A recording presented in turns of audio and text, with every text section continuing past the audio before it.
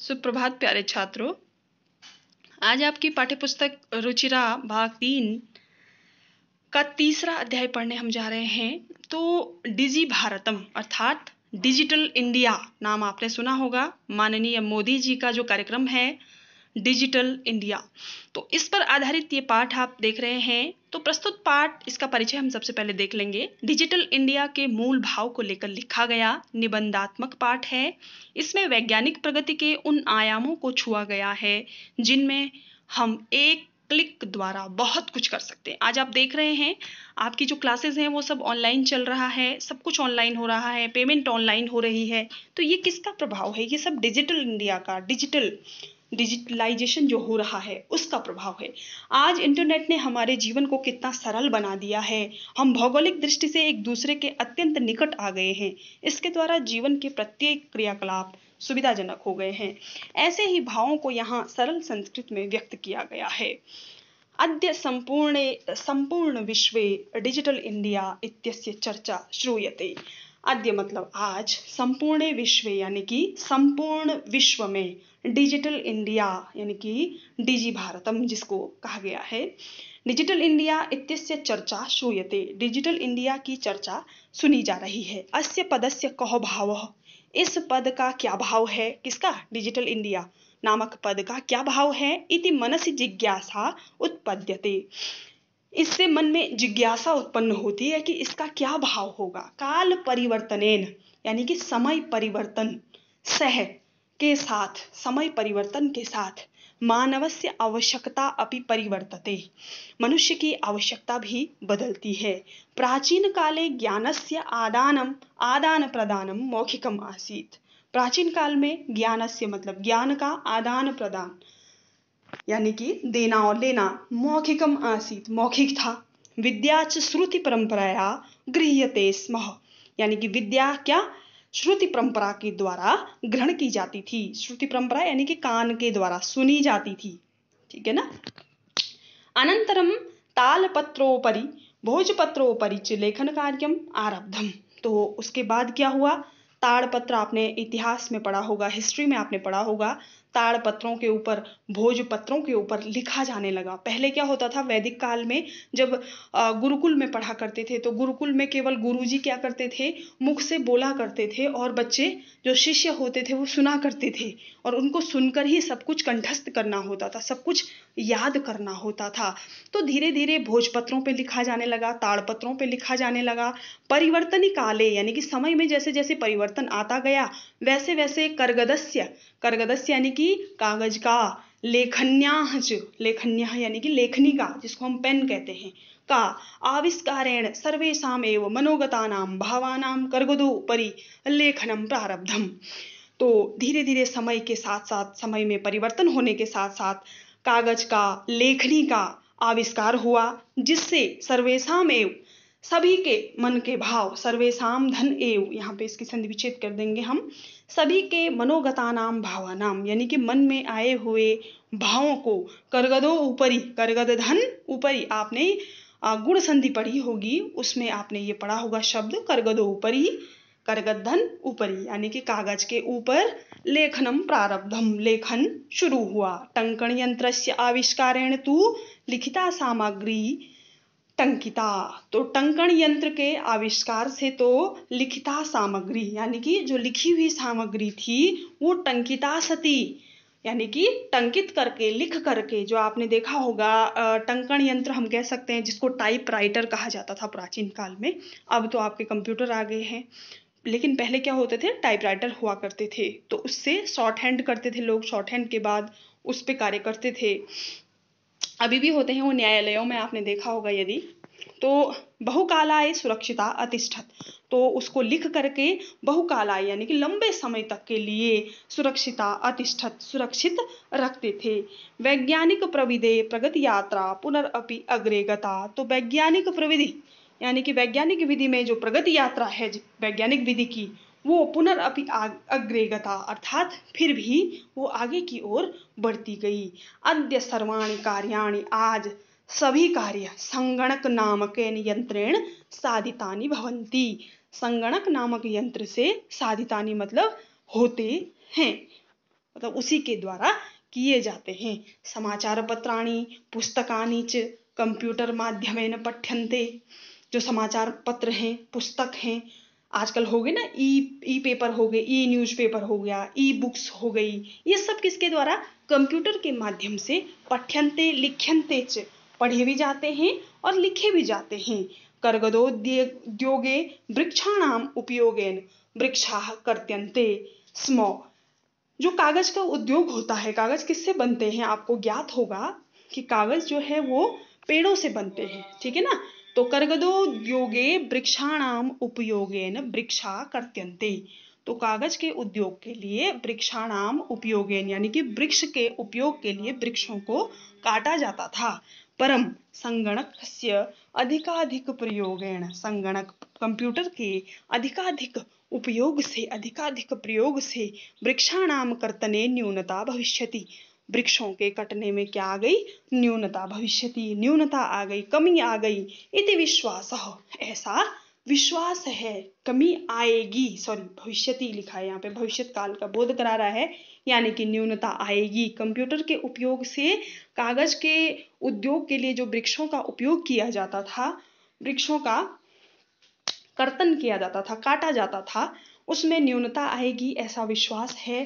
अनेन पर्यावरण सुरक्षाया दिशि महान उपकारो भविष्यति। इसके द्वारा पर्यावरण सुरक्षा के विषय में, सुरक्षा की दिशा में महान उपकारो भविष्यति, महान उपकार होगा। आगे देखेंगे। अधुना आपणे वस्तु क्रयार्थम रूप्यकाणाम अनिवार्यता नास्ति। अधुना मतलब आज के समय में, वर्तमान में, आपणे मतलब बाजार में, वस्तु क्रयार्थम अर्थात कोई भी सामान खरीदने के लिए, क्रय करना मतलब खरीदना, रूप्यकाणाम यानी कि पैसों की, अनिवार्यता नास्ति, पैसों की अनिवार्यता नहीं है। ये नहीं है कि कंपलसरी आपके पास जेब में रुपए होने ही चाहिए, जरूरी नहीं है।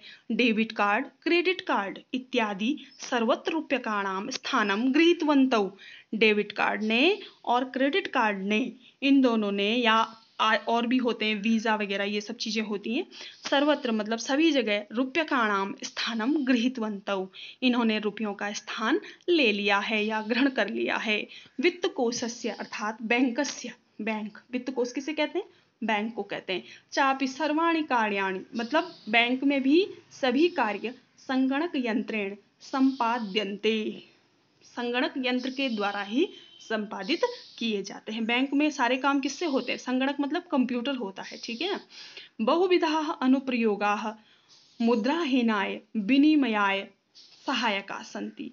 बहुविधा अनुप्रयोगा यानी कि मल्टीपर्पज जो यूजेस होते हैं, ये कह सकते हैं हम। मुद्राहीनाय विनिमयाय, जिसको कैशलेस ट्रांजैक्शन कहते हैं, सहायका सन्ति मतलब बहुत जगह पे जैसे हमें बहुत पैसों की ज़रूरत है या बहुत रुपया खर्च करना है कहीं पे हमें, या बहुत ज़्यादा शॉपिंग करनी है, तो वहाँ पे हम क्या करते थे?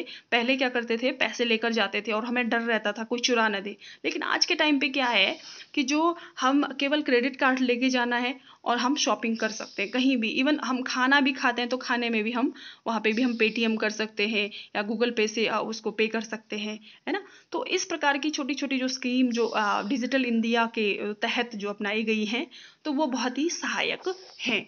ये कब से चला था आपको पता होना चाहिए। मोदी जी ने जब विमुद्रीकरण, डिमोनेटाइजेशन आया था, जब रुपए बंद हुए थे ना, हाँ नवंबर।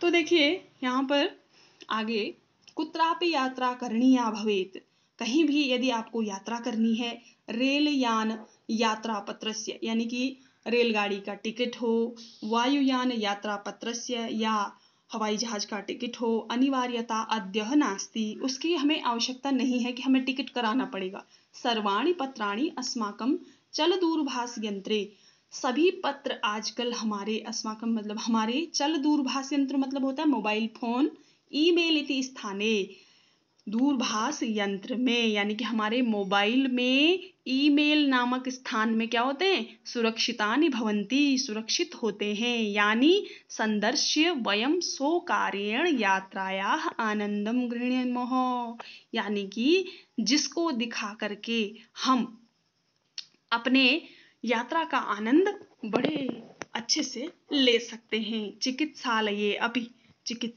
अपि अर्थात हॉस्पिटल, जो हॉस्पिटल्स हैं, हॉस्पिटल में भी उपचारार्थम यानी कि इलाज के लिए रूप्यकाणाम आवश्यकता अद्य नानुभूयते, यानी कि हॉस्पिटल में भी इलाज करने के लिए रुपयों की आवश्यकता आज नहीं है। न अनुभूयते यानी कि आज आवश्यकता उसकी महसूस नहीं होती है। क्यों नहीं होती है? सर्वत्र कार्ड माध्यमेन, सभी जगह हमें कार्ड के माध्यम से, ई बैंक माध्यमेन, यानी कि इंटरनेट बैंकिंग जो लोग यूज करते हैं उसके माध्यम से शुल्कम प्रदातुम शक्यते, शुल्क प्रदान करते हैं। आप लोगों ने देखा होगा आपकी स्कूल की जो फीस होती है वो भी हम पैसों हाथ पे थोड़े देते हैं, क्या करते हैं, उसको भी हम बैंक के द्वारा या अपनी ई बैंकिंग के द्वारा या अपनी गूगल पे से हम उसको पे कर देते हैं या क्रेडिट कार्ड के माध्यम से डायरेक्ट भर देते हैं। अब आगे कहते हैं कि तद दिनम नाति दूरम यदा वयम हस्ते एकमात्र चल दूरभाष यंत्रम आदाय सर्वाणि कार्याणि साधयितुम समर्था भविष्यामः।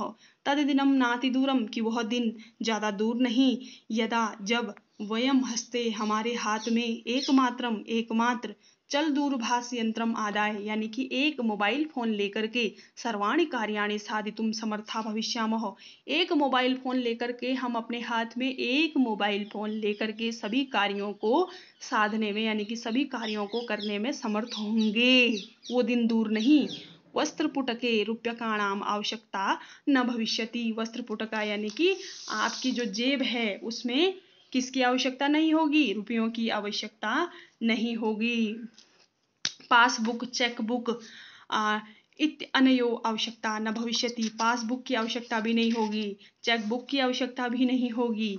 पठनार्थम पुस्तकानाम समाचार पत्राणाम अनिवार्यता समाप्त प्राय भविष्यति, और पढ़ने के लिए पुस्तकों की, समाचार पत्रों की अनिवार्यता भी समाप्त प्राय हो जाएगी, अर्थात लगभग समाप्ति की ओर हो जाएगी। लेखनार्थम अभ्यास पुस्तिकाया कर्गदस्य वा, यानी कि लेखन के लिए अर्थात लिखने के लिए अभ्यास पुस्तिका का और कागज का, नूतन ज्ञानान्वेषणार्थम शब्दकोशस्यावापि आवश्यकता अपि न भविष्यति, और नूतन ज्ञान अन्वेषण करने के लिए यानी कि नए ज्ञान के खोज के लिए, नए नए शब्द के लिए हम क्या यूज करते हैं? डिक्शनरी का यूज करते हैं। तो कह रहे हैं कि डिक्शनरी की भी आवश्यकता, शब्दकोशस्यावपि आवश्यकता न भविष्यति, शब्दकोश की भी आवश्यकता नहीं पड़ेगी नए नए शब्दों का अन्वेषण करने के लिए, नए नए शब्दों को खोजने के लिए।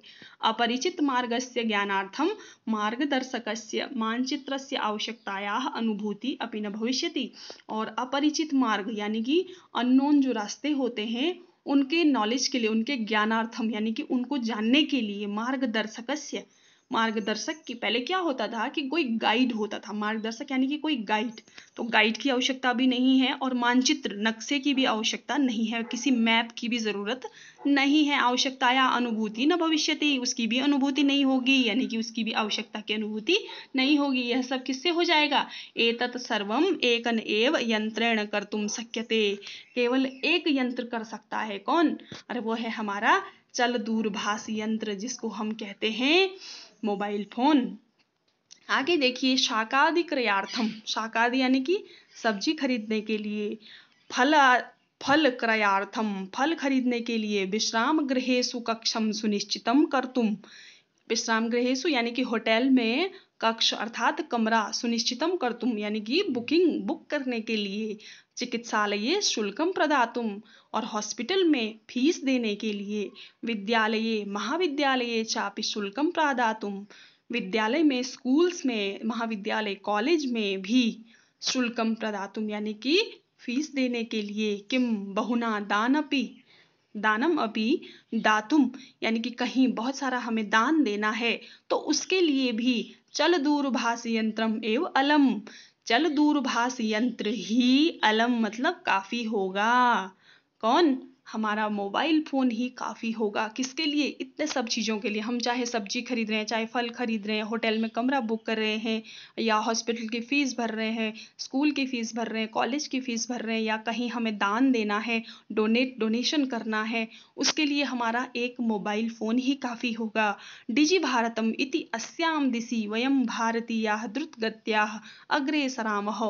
तो डिजि भारतम इति, जो डिजि भारत है अर्थात डिजिटल इंडिया, इति अस्याम दिशि, डिजिटल भारत इस दिशा में वयम भारतीयाः यानी कि हम भारतीय द्रुत गत्या अग्रेसरामः, द्रुत गति से, द्रुत गति यानी बहुत तेज गति से आगे बढ़ रहे हैं। तो ये था तुम्हारा डिजि भारतम। आशा है आप लोग इससे थोड़ा सा कुछ सीख पाए हैं, और अगर थोड़ा सा कुछ सीख पाए हैं तो लाइक ज़रूर कीजिए, कमेंट ज़रूर कीजिए। Thank you.